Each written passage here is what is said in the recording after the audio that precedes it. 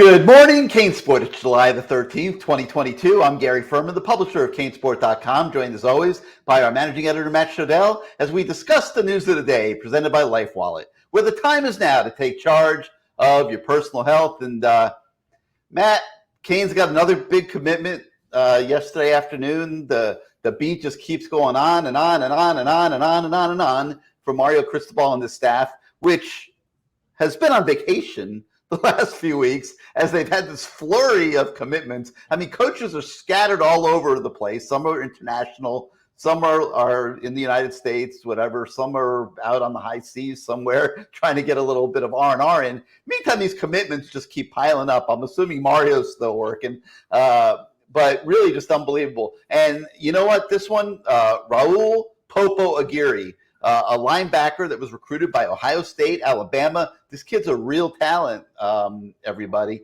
And he ends up somehow, some way with the Miami Hurricanes, even though he never took an official visit.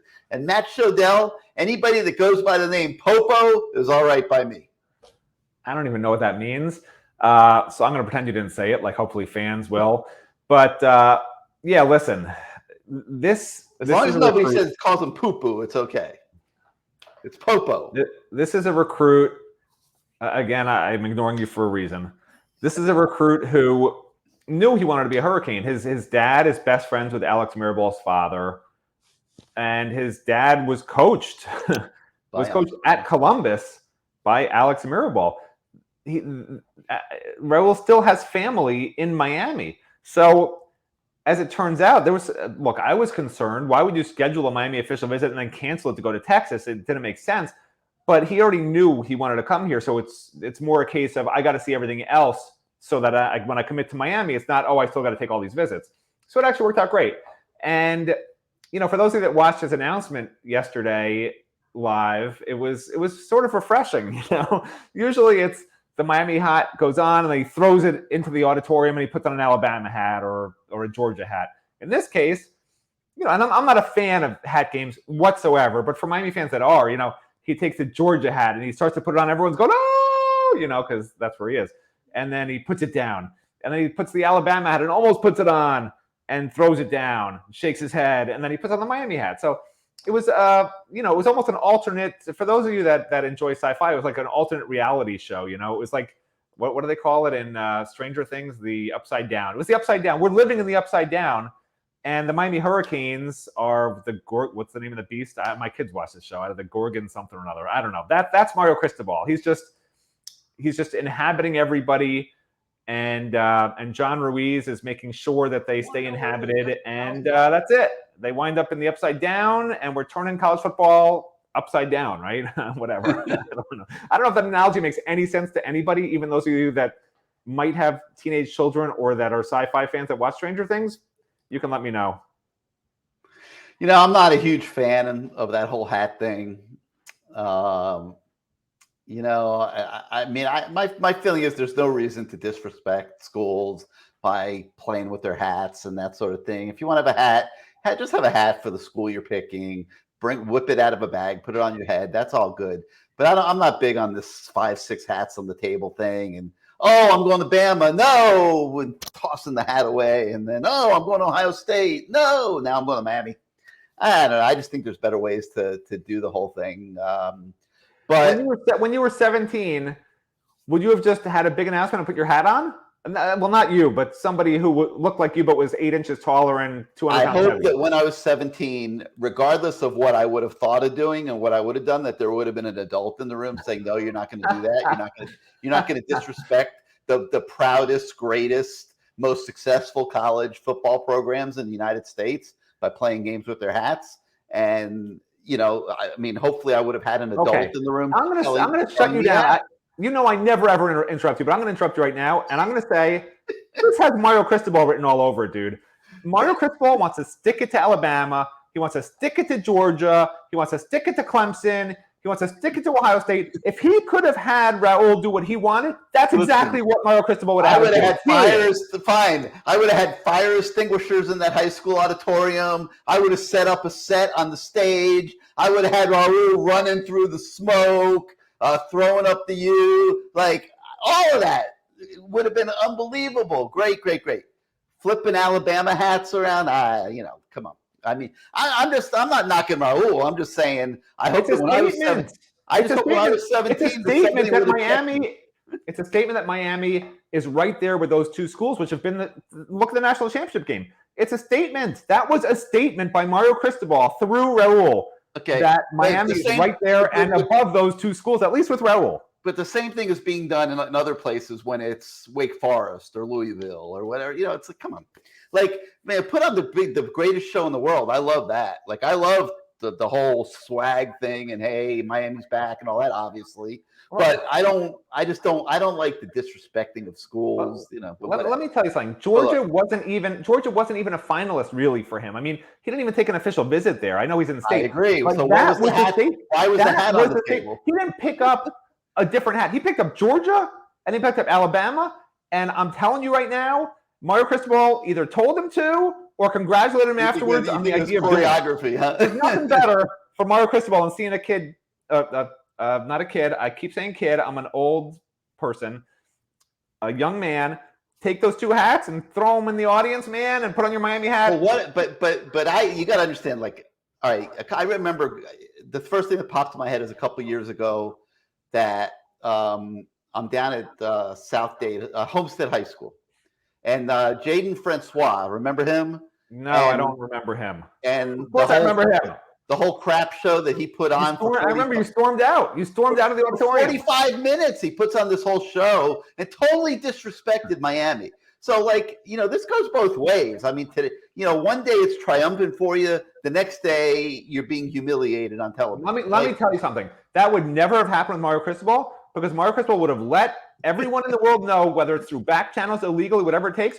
We are not even offering that kid. He would have known beforehand the kid wasn't coming here. He would let everyone know he's not coming here. Ignore him. Don't even go to his press conference. Okay, that's what Mario Cristobal would have done.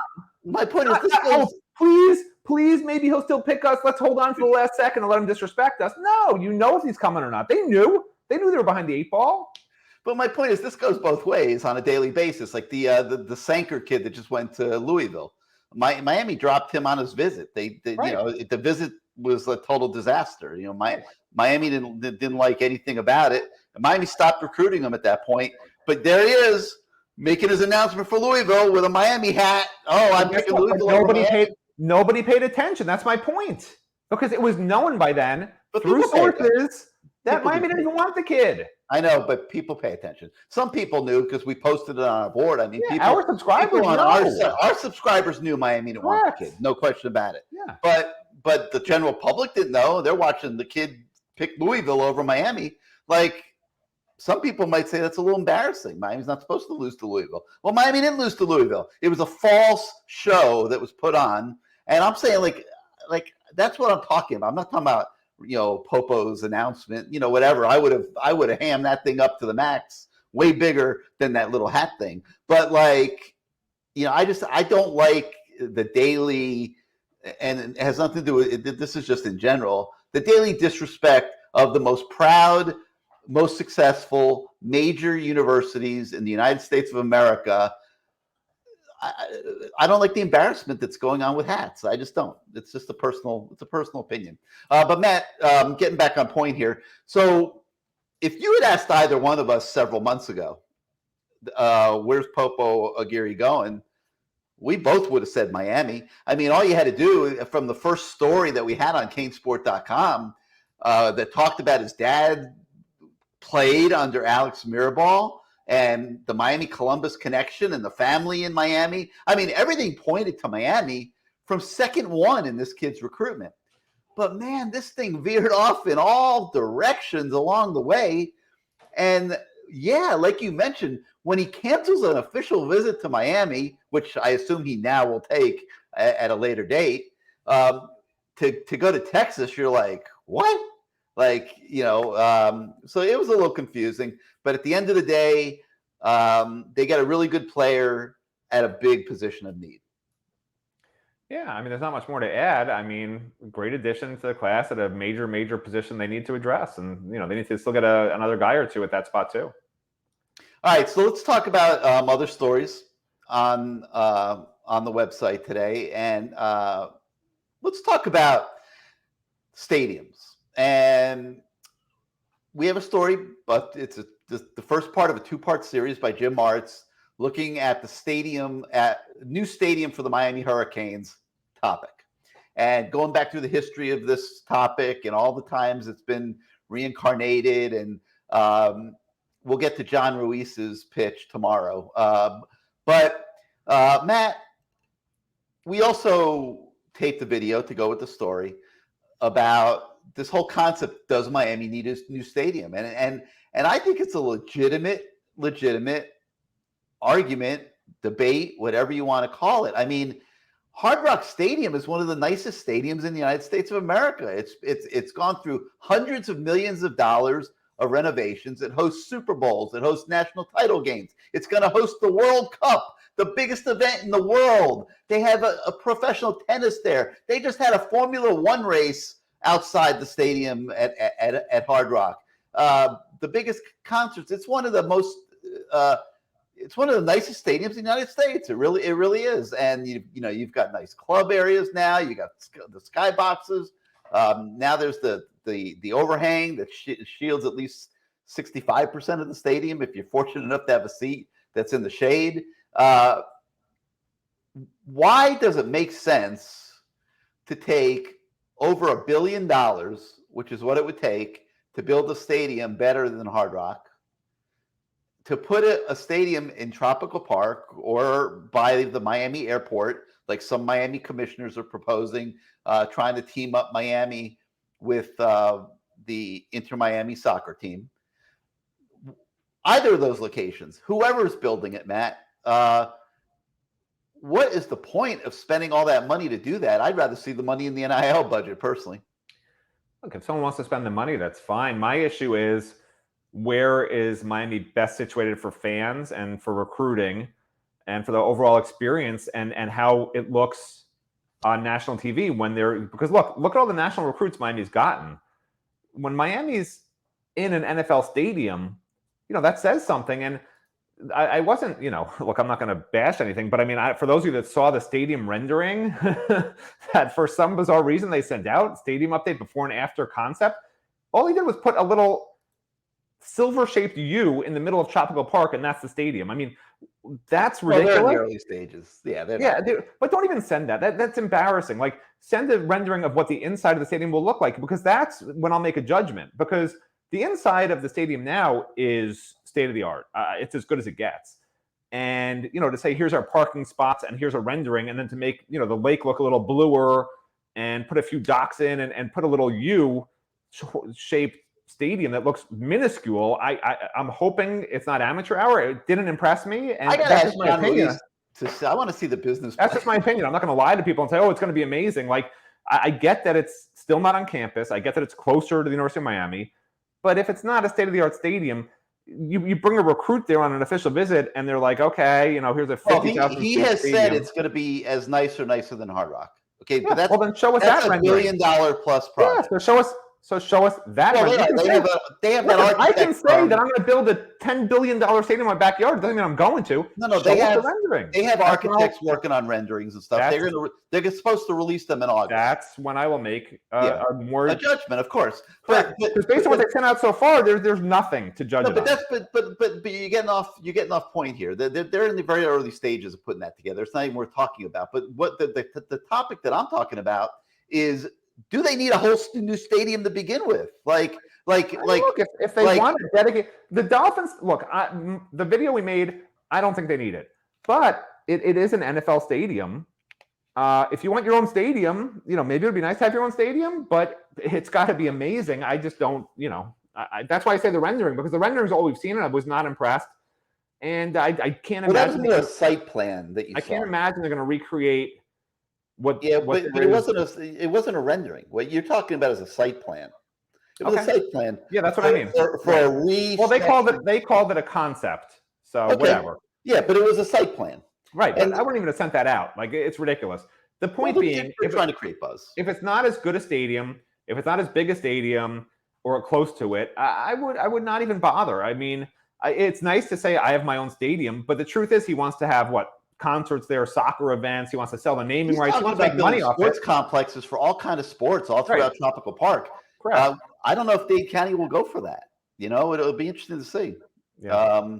I mean, it's nice if he's donating it to Miami. It's great. I mean, look, for those of you that got COVID tested at Tropical Park way back when, I mean, the line for just those maybe 500 cars blocked traffic for a mile up the road. So I can't imagine they would have to build basically an extra probably 2 lanes all the way around, build another 3 entrances to the park from 3 different ways. It's going to be a huge project. It's not just a stadium. This is a county effort. They're going to have to put a lot of money into it. So, public-private partnership. I don't know how that stuff works. But again, the actual plans, what it's going to look like, all that is to come down the road. This is right now. It's just some guy says he wants to build a stadium, and everyone's freaking out. That's all we have so far. So let's see. Yeah, but it still goes back to, are there better ways to spend money? And if you put even half of that money in the NIL budget at Miami and let it accumulate interest while it's waiting. I actually disagree with you. I disagree. And the Miami football program will be rocking and rolling. You don't even need anywhere close to that kind of money. But here's the thing, though. Yeah. I agree with you that obviously the obvious thing is the money can be spent on NIL, whatever. But think about it this way also. If you want a long-term NIL program, what better way than to have your quarterback being paid $1 million to basically advertise the stadium as a venue to be used for concerts? I mean, that's something you could also argue, if the guy's really got billions, which who knows, people still aren't quite sure how much money he actually has, that he's actually worth. But if the guy's really he's the only guy in the country I know of right now, Matt, that's not defaulting on his NIL payments. I mean, everyone else is defaulting. No, all you're hearing is stories. The receiver that went from Pitt to USC didn't think he was getting what he was supposed to get. Why would he Florida at the University of Florida are complaining that they're not getting what they're supposed to get, to the point where recruits aren't going there because that reputation was getting around. That was a big problem they had to address. I don't know how they've addressed that. But my point is, you haven't heard one person, and everybody's been waiting for the shoe to drop from day one on this. And, I said from the beginning, I checked this thing out. I wasn't going to jump on board this thing blindly. I checked this thing out very in depth. And I'm telling you, everything I saw when I looked at the NIL program in Miami was like, wow, this is a prototype. And listen, there's not one person that has said they hasn't gotten paid. Not one. That's not what I'm talking about. Everybody wants to start rumors about Jordan Addison. This makes no sense. He transferred, okay? The rumors make no sense because he transferred. When you transfer, you can literally sign the NIL deal at the same time you sign your transfer papers or just show up on campus. So it makes no sense. Like, this is a written in stone. They owe him that amount of money, and he will get it. Like, it doesn't make any sense. He's not happy. That's a rumor somebody started. I can't imagine that's the case. I don't know. If it's true, maybe they didn't authorize across the T's the way they were supposed to. I get it for a recruit. I don't get it for a transfer because they sign the NIL deal at the same time. That's legal. They're allowed to do that. It makes no sense. But my point is, you don't hear anybody connected with Miami, any player, in any of the programs. You threw shade on everybody else. Huh? You literally threw shade on everybody else. Of course, Miami's not defaulting, but you threw shade on every other NIL program is defaulting. That's what you said, like literally. I mean, I'm sure not everyone, but I don't. I mean, you don't see too many of them that are as far along as Miami is right now. And I was talking to somebody who knows people at different schools yesterday, who's telling me schools can't raise the money. Like, they're trying to create these collectives and raise all money. Nobody's donating to the collectives. Thank God for John Ruiz here at Miami that he is taking this entire athletic department and putting it on his back, because the collectives are illegal. The collectives can't be used by the NCAA. The NCAA said you can't use a collective, so that's why no one's donating. Yeah, I don't know, but they're having a hard time raising money. Because you can't use them. They're illegal. I mean, I don't know what the reason is, but they're having a hard time. I'm hearing this a lot, at other schools. It has to be individuals. It's individuals. That's it. That's all you can do as an individual. You need one big booster, and then you're good to go. And Miami has that. So yeah. And somebody said Manny Diaz deleted a tweet. I don't know if this is true or not. That said that great job by Miami of having somebody buy their football program. Now I don't know if that's an actual truth or if I'm summarizing what somebody else said. I'd like to think Manny has more sense than to tweet that. Yeah, I can't imagine that was a real tweet. If I'm it sure was, he's that'd be bitter pretty as funny. hell. I mean, I'm sure he's like, I mean, I'd be apoplectic if I were Manny Diaz. I'd be like, where was all this support when I was the head coach? Yeah. But that's the answer to your question, Manny, if you are asking that question. It's like the head coach has to be able to inspire this level of participation. Mario Cristobal inspires these people to get involved, and that's why they're involved, and that's why they're putting the money forward. So I'd like to think Manny did not send out that tweet because, man, that would open him up to just a monsoon. Listen, my only goal, and even my only goal, people would be opening up cans of whip ass for Manny Diaz if he actually really did say that. My only goal in even bringing that up was just to get you to say Manny Diaz's name over and over again. I enjoy hearing you say his name. Damn! I wasn't supposed to do that. You said it like 4 times. I'm supposed to be more disciplined than that. Is this that thing like in the old days you have to like flog yourself with that metal thing? Is that what you know what? I'm now? out of practice. There have been a couple posters on the message boards this week that have just been woof. They've been a handful. Nobody's been banned yet on our new message boards. We're gone now almost 2 weeks. Nobody has gotten banned yet.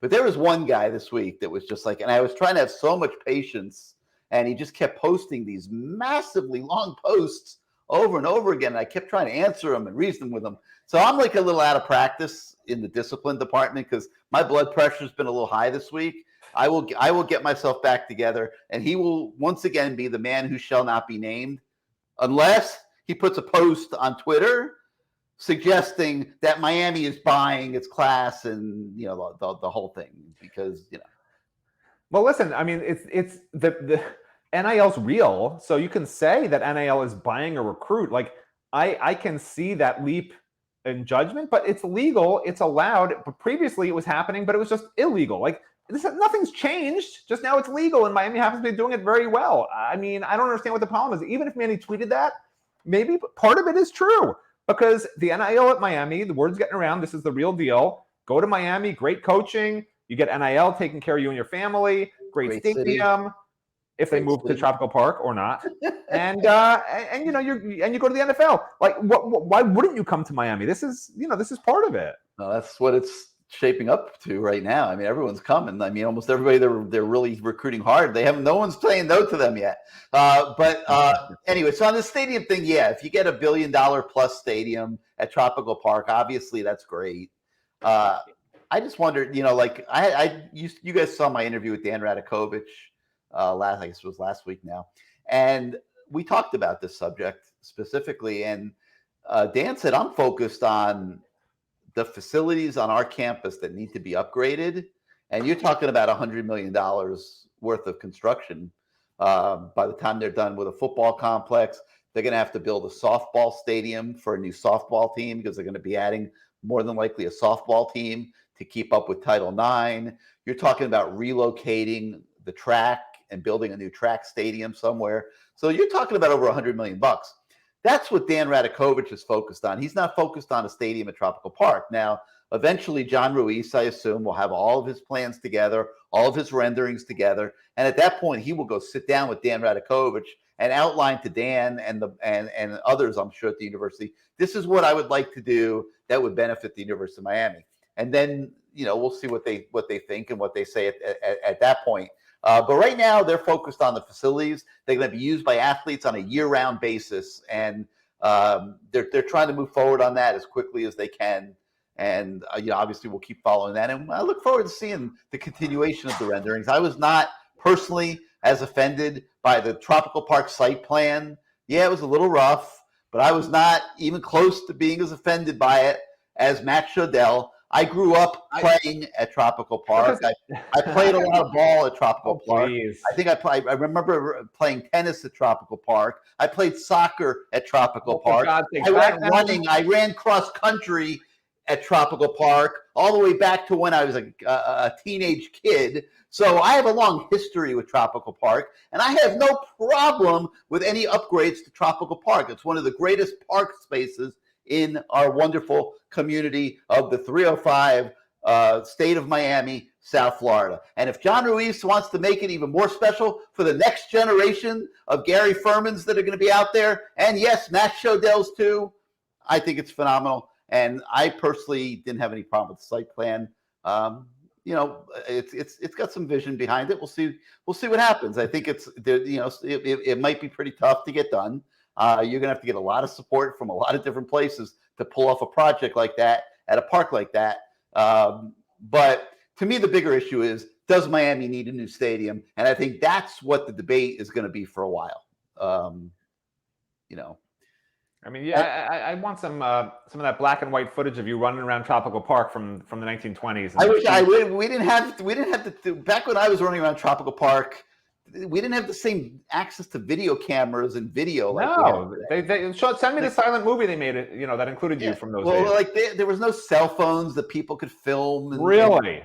Dinosaurs roamed the earth. I understand. Yeah, it was pretty close. It was pretty close to that. Yeah.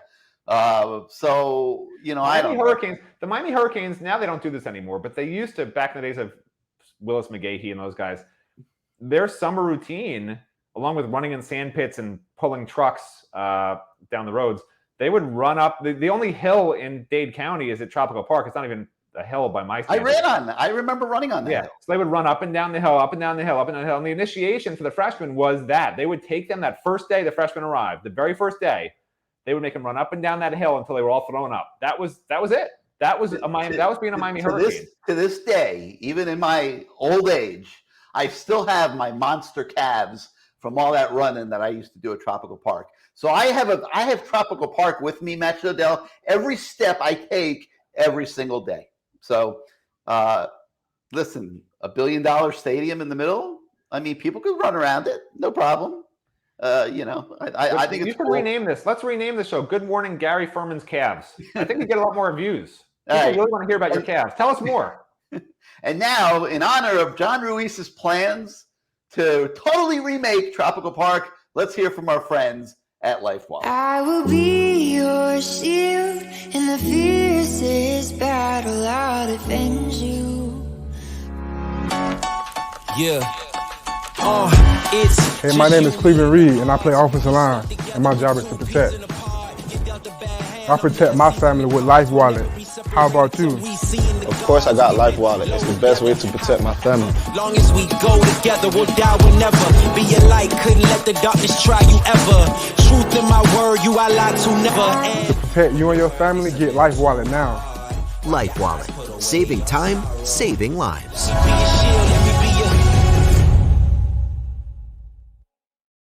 See what else there is to talk about. We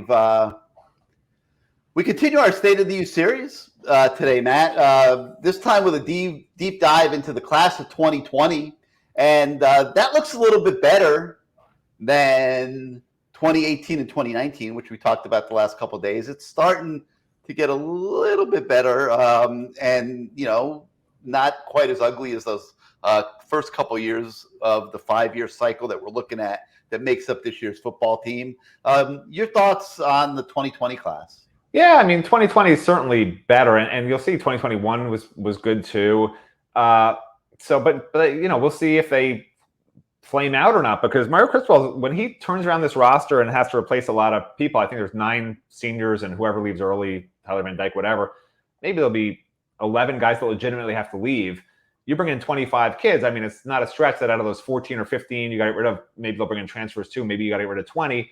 Like, there could be some kids forced off from this class, because this is sort of the year for a lot of these guys where either you're going to make it or you're not. The Corey Flaggs, can he actually battle Caleb Johnson and maybe start or have a role? Isaiah Dunson, will he pin out a corner, or will he be a second or third teamer the whole year? Even Keyshawn Smith, if he doesn't start this year, there's going to be better guys coming in, so what do you do with him? So, even Chance Williams. I mean, there's just a bunch of guys in this class: Brian Ballum, Don Chaney, Marcus Clark, Jalen Harrell, Dom Mammarelli, Elijah Roberts, Chris Washington, Keyshawn Washington. These are all guys who should make jumps up. This should be the year. These are the guys that make jumps up, right? It's like year 3, I think. That's when you see guys, okay, I understand what I'm doing. I played, I've seen college football. Even with new coaches, they should be able to make big jumps from year 2 to year 3. And if they don't, this, I think, is the class that Mario Cristobal is going to say, see ya, see ya, see ya, see ya, see ya, to maybe even 10 of these guys if they're just not on the two deep or just not playing, even if they are, borderline second teamers, because you're bringing in all this talent. And it's going to be really interesting to see how it works out, because out of the this was what, a 24-person class. 4 have transferred out so far, and 3 transferred in and turned pro. So, this was Tyler Van Dyke's class. Avery Restrepo is going to be good. Jalen Rivers is really good. Jalen Knighton's really good. Those are the headliners. It's the bulk of the rest of those guys. Can they step up this year? Because if they do, and they complement all the transfers that came in, I mean, this is going to be a team that will easily win the Coastal. If they don't, which has been the pattern for the last 18 years or so, it's going to be a team that, struggles to even beat a North Carolina, for instance. This is a very important class, so I urge everyone to read the story that we wrote, breaking it down, and sort of you can see what I'm saying is true, that there's so many guys here that have the potential, but we'll know this year if they're a waste of time or if they should stay on this roster and can be really good, next year as well. Yeah, and as you're peeling off those names, it just is evidence of what I said a moment ago, which is it's starting to get a little bit, it's a little better than what you've seen the last couple of years. There were some legit players in this recruiting class, and you listen, everything that guy that shall not be named did here at Miami was not horrendous. Like, they got some good players. I guess Dan Enos gets some credit for Tyler Van Dyke, and there was a time when Restrepo didn't look like he was coming to Miami, and they reeled him in, and so it was getting a little better. Nothing like what we are seeing today, folks. I mean, not even in the same stratosphere. And on that note, I'll point out that Miami, with the commitment of Popo yesterday, jumped from number 7 to number 6 in the team recruiting rankings. The Canes are flying up, and if some of these offensive line commits hit this month, and a couple more, you're going to see Miami jump into that top 3 or 4, I think. And great job by Mario and company. All right, that's going to do it for today for Good Morning CaneSport. Thank you for putting up with Matt Shodell and joining us once again on your morning drive, or while you're sitting at home having a cup of coffee, or whatever you might be doing in these morning hours. Tomorrow we'll have a special guest. Roy Firestone's going to come back and be part of the show tomorrow, and we're going to advance the next episode of our GOAT series, which is going to be on legendary Hall of Fame quarterback Jim Kelly. It is absolutely amazing. If you liked the Jimmy Johnson stuff, which was also amazing, you're gonna love this equally or better. Just an incredible story about Jim Kelly and his triumphs in battling cancer and adversity with the death of his son, and really the 4 Super Bowls that he didn't win are almost like window dressing by the time you get through all that other stuff. So it's really, really good. You're going to like it. Roy will be with us tomorrow to talk about it. But for now, for Matt Shodell, I'm Gary Ferman. Thank you for joining us, and we'll see you next time, everybody.